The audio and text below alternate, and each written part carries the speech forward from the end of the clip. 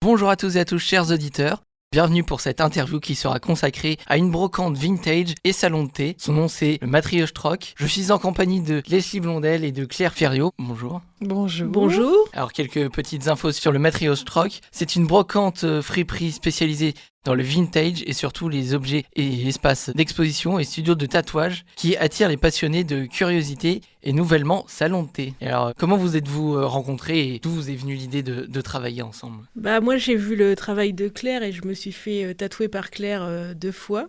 Et on a bien échangé toutes les deux et du coup elle cherchait un local pour tatouer et vu que j'avais une pièce à la boutique, je lui ai proposé d'occuper la pièce et qu'on partage la boutique toutes les deux. Et comment votre collaboration elle s'est développée pour ce projet ? Du coup, toi, tu avais la brocante depuis 2 ans. Enfin, pas encore, mais ça fait 2 ans que tu l'as. Moi, je suis arrivée au mois de février. Et puis, c'est vrai que le lieu, il y a toujours un truc un peu d'échange où les gens viennent parler, leurs souvenirs, leurs grands-parents, etc. Et on n'avait pas... on avait toujours une chaise ou une table quand même que tu avais, même pas où vraiment les gens pouvaient venir s'asseoir. On s'est dit que ce serait cool de créer un lieu un peu bulle temporelle où les gens viendraient parler de toutes ces années-là qu'on aime aussi. Comment vous trouvez les objets insolites que vous pouvez vendre ? Alors moi je chine tout le temps, c'est vraiment une passion débordante. Même quand je pars en vacances, je peux pas m'empêcher d'aller dans les brocantes et de chiner. Donc chaque objet est choisi au coup de cœur. En fait, je chine vraiment tout ce que j'aime et j'aime tout ce qui est un peu insolite, kitsch, amusant. Je me fais plaisir et justement j'aime partager avec les gens, faire sourire. C'est vraiment ce que j'aime. Donc le 3 novembre 2023, vous avez ouvert. Il y a une partie de salon de thé qui a ouvert il y a quelques semaines maintenant. Comment vous est venue cette idée d'ouvrir la partie salon de thé ?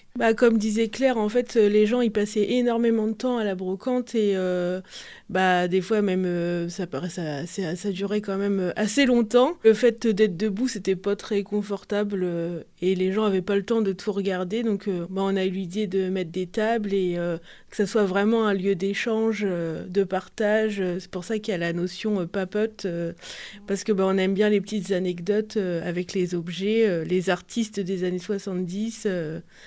C'est vraiment un lieu de partage et on a même des jeux à disposition pour les nostalgiques. Ouais, toujours dans le thème des années 60. Oui, voilà, c'est ça. Donc Boire Tata, c'est un nom que vous avez donné à la partie salon de thé ou c'est un peu comme un label ? Boire Tatas, en fait, c'est pour cumuler nos deux univers. Donc, la partie brocante reste Matrioche-Troc, la partie tatouage... Moi, KLR. Et voilà, on s'est dit que c'était bien d'avoir un nom qui réunifiait un peu tout. Depuis l'ouverture du salon, la partie salon de thé, est-ce qu'il y a plus de monde qui sont venus découvrir le magasin ? Avant, c'est vrai qu'ils venaient spécialement pour le tatouage ou pour la brocante. Et c'est vrai que là, il y a des gens qui aiment se poser en boutique, des gens qui ne seraient pas forcément venus acheter ni se faire tatouer, mais qui aiment justement être dans une bulle ou à l'extérieur du temps, en fait. Vraiment une bulle de déconnexion et dans notre monde à nous. Donc, c'est vrai qu'il y a beaucoup de monde qui viennent se poser à la boutique et c'est super sympa et on s'éclate. Ouais, ça permet d'avoir un nouveau public aussi. Ouais, c'est ça fait trois activités en une finalement, donc il y a toujours quelqu'un qui vient pour quelque chose. Et après, pareil, on dit bien que les gens sont pas spécialement obligés de consommer ou d'acheter pour venir. Ils peuvent venir juste se balader dans la brocante, dans mon studio. Oui, ce qu'on a voulu, c'est vraiment de faire comme un appartement témoin et du coup, c'est comme à la maison et les gens viennent visiter les lieux et peuvent se poser, peuvent chiner, peuvent se faire tatouer. Tout est à visiter, toutes les pièces ont plein de choses en vente. Au final, pas tout, mais beaucoup. Et voilà, on a une cuisine, on a des toilettes un peu insolites.